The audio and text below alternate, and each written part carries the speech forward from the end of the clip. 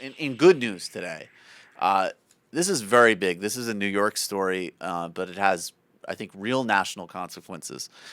We've talked about this stop and frisk policy on this program before, and stop and frisk is essentially a New York City policing strategy where, in order to basically, I would say, in a similar way to when school districts become all about tests and teaching to the tests, and police performance gets broken down to just crude quantitative performance measures.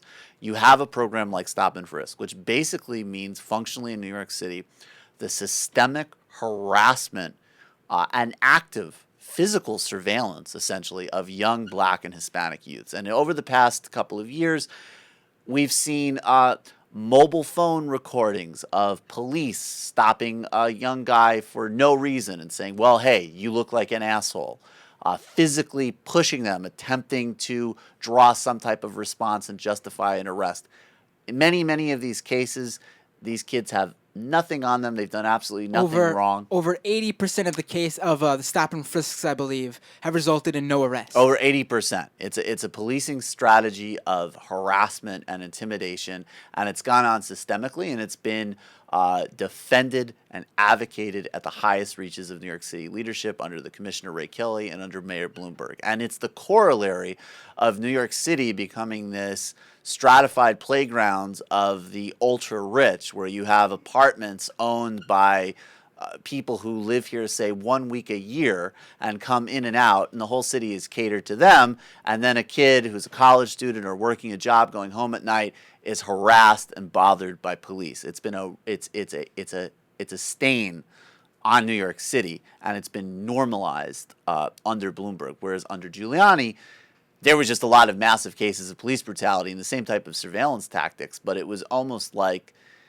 it's been bureaucratized and formalized in a way under Bloomberg. Obviously, it was horrible under Giuliani too, but it's an interesting.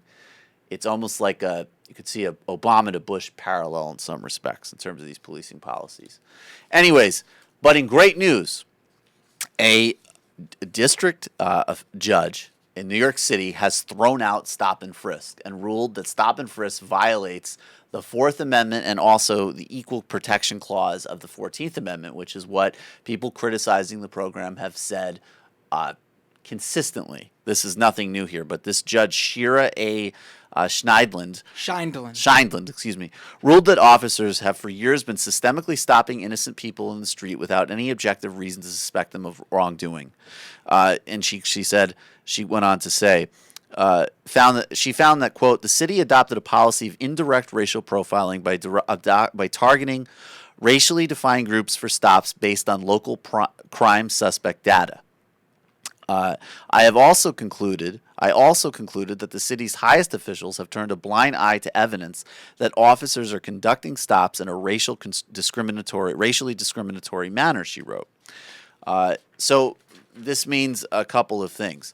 In order to fix the constitutional violations, the judge has designated an outside lawyer, Peter L. Zimroth, who is a very powerful lawyer with a background in the district attorney's office and in corporate law in New York, to oversee, to monitor the police department's compliance with the Constitution.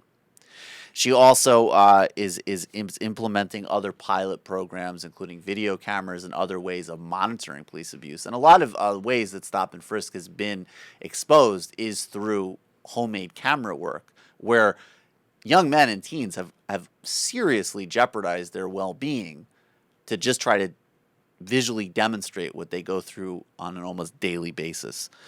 And she went on to say, no one should live in fear of being stopped whenever he leaves his home to go about his activities of daily life.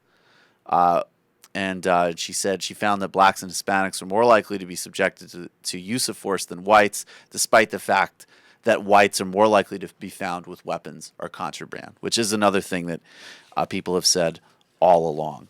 So I think this is great. A couple of months ago, there was rulings against the other thing that the city also used to keep a database of everybody who had been stopped and frisked, even though in many cases they hadn't been found in violation of any crime. The city, another judge ruled a couple of months ago that they had to expunge the database.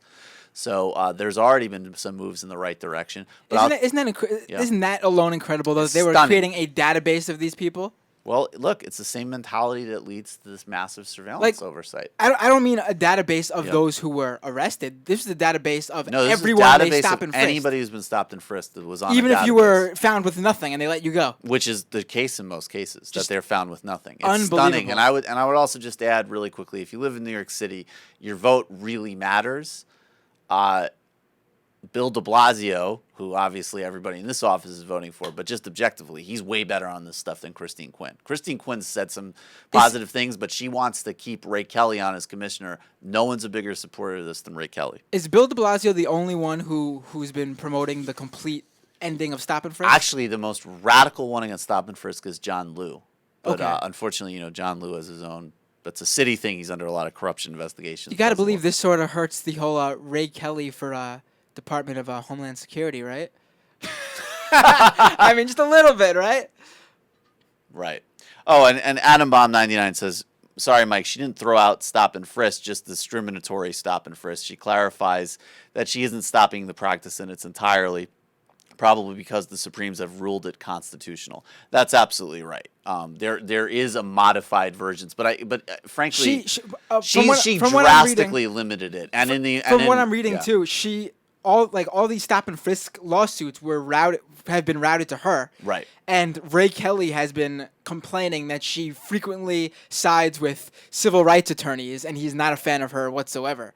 So I mean, I'm sure this is right, as close as we're gonna get to what we can do to stop and frisk, other than just ending the practice. Absolutely. No, and I mean, I think, and again, I guess to be more specific here, in a New York context, what she did, if it goes through and isn't overturned on appeal, she did end New York stop and frisk in practice. New York stop and frisk in practice was exactly the racial discriminatory stuff she threw out.